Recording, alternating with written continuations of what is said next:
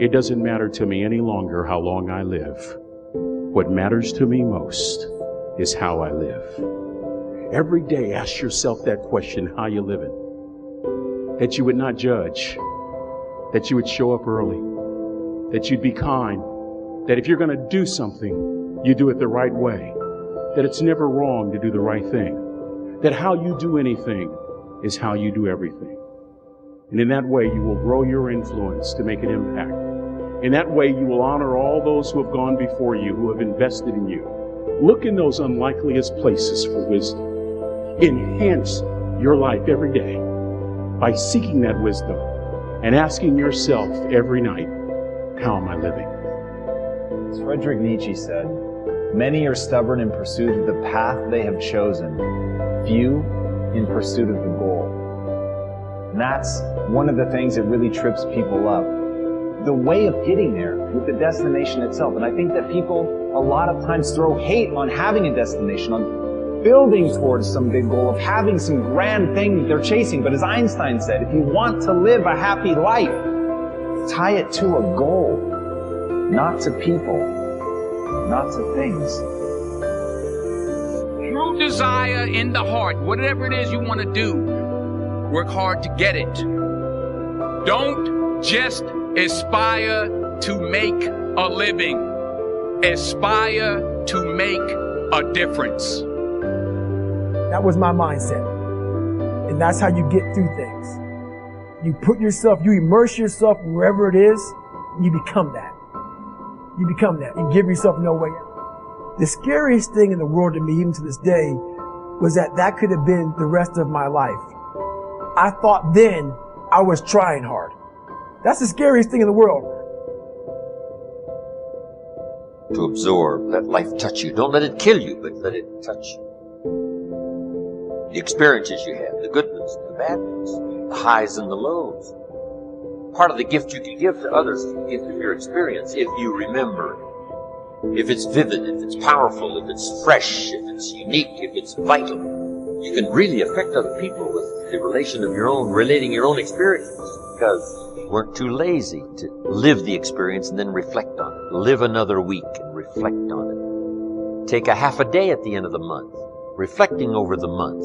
What were the numbers? Some weren't good, some were good. The books you read, the books you heard about, relating your experiences at the end of the month. At the end of the year, take a weekend. Take some time reflecting.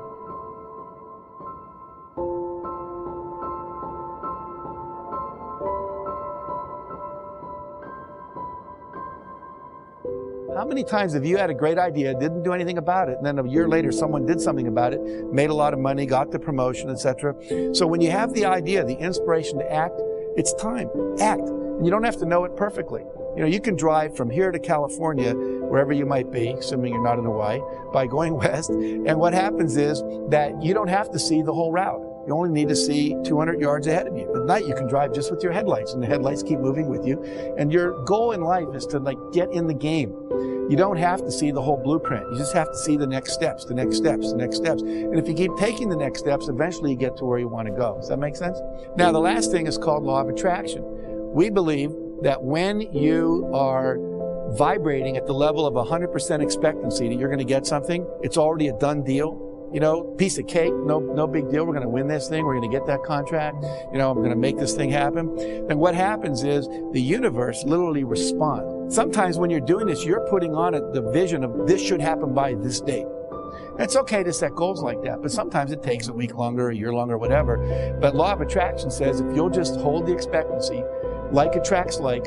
If you say, I want to be a millionaire, but I don't know anyone that would ever teach me how to do that. Or I want to buy a car, but I don't have any money. Then what you're doing is saying, it's like calling up Domino's Pizza and saying, send me a pizza. And calling them up a minute later and saying, never mind.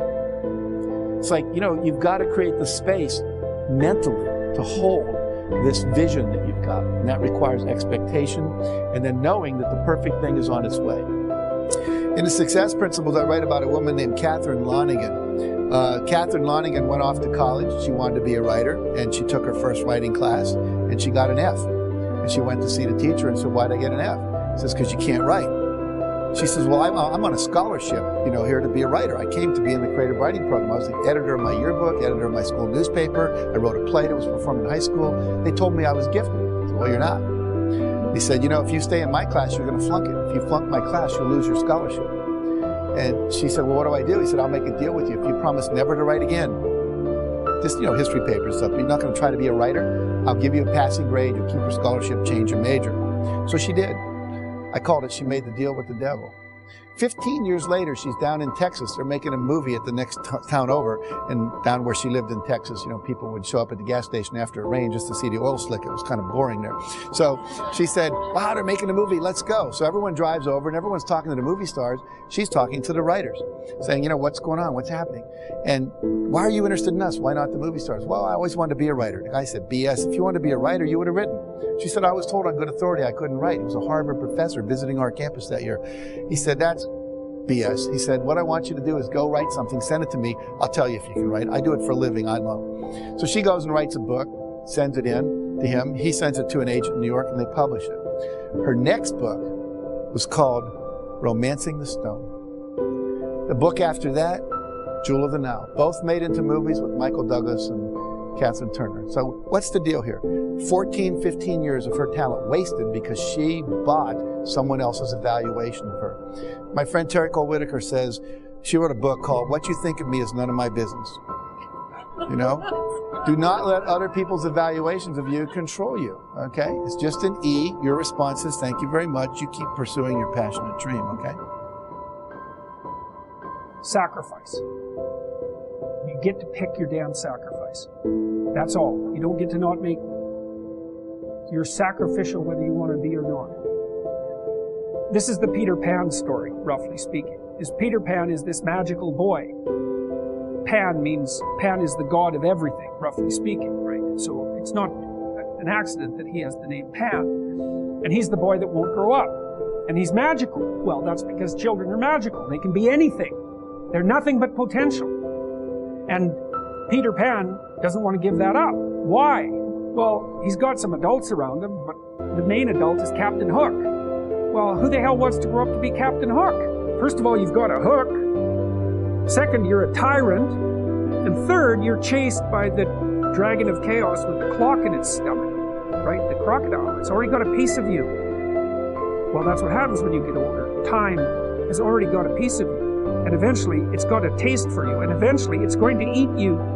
And so Hook is so traumatized by that he can't help but be a tyrant. And then Peter Pan looks at traumatized Hook and says, well, no, I'm not sacrificing my childhood for that. So that's fine, except he ends up king of the Lost Boys. In Neverland, well, Neverland doesn't exist, and who the hell wants to be king of the Lost Boys?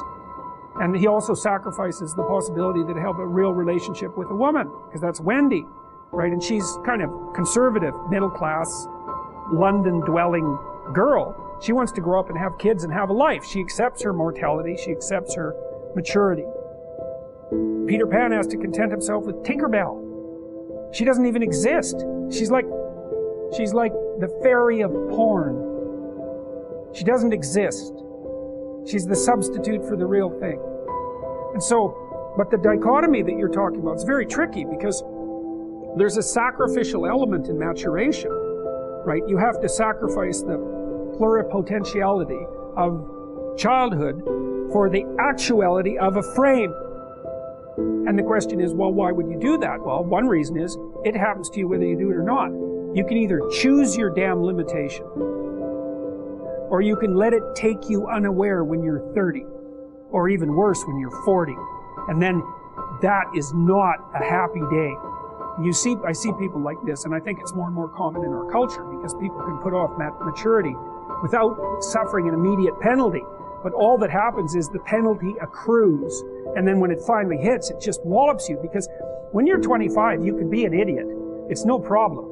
Even when you're out in a job search, it's like, well, you don't have any experience and you're kind of clueless. It's, yeah, you're young, it's no problem. That's what young people are like, but they're full of potential. Okay, well, now you're the same person at 30. It's like people aren't so thrilled about you at that point. It's like, what the hell have you been doing for the last 10 years? Well, I'm just as clueless as I was when I was 22. It's, yeah, but you're not 22. You're an old infant. right? And that's an ugly thing, an old infant. So, part of the reason